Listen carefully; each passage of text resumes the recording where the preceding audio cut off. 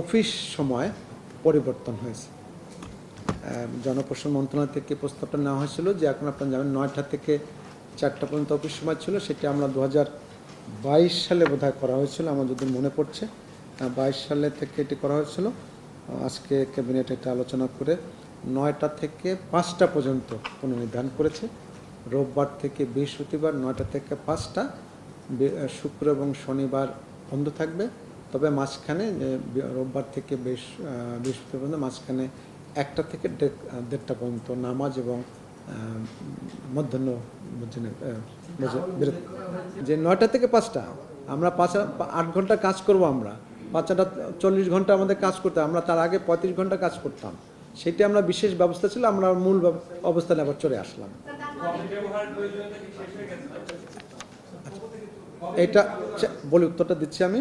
এটি কার্যকর হবে আপনার আমাদের সামনে ঈদুল আজহার যে বন্ধটা শেষ যেদিন হবে তার পরের দিন যে প্রথম যে কর্মদিবস, সেই কর্মদিবস থেকে এটি ঈদুল আজহার পর থেকে এটা কার্যকর হবে।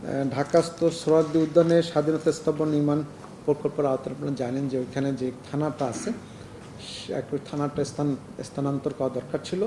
তো সেইটি এখন ক্যাবিনেট সিদ্ধান্ত দিয়েছেন যে ওই থানাটা এখন আমাদের ওই শেরাটনের উল্টা পাশে একটা জায়গা আছে, ওই কী আছে ওখানে সাকুরা যে ওইখানে পিছনে যে জায়গাটা আছে ওইখানে ওটা স্থানান্তর করা হবে, সেই সিদ্ধান্তটাই তারা দিয়েছেন।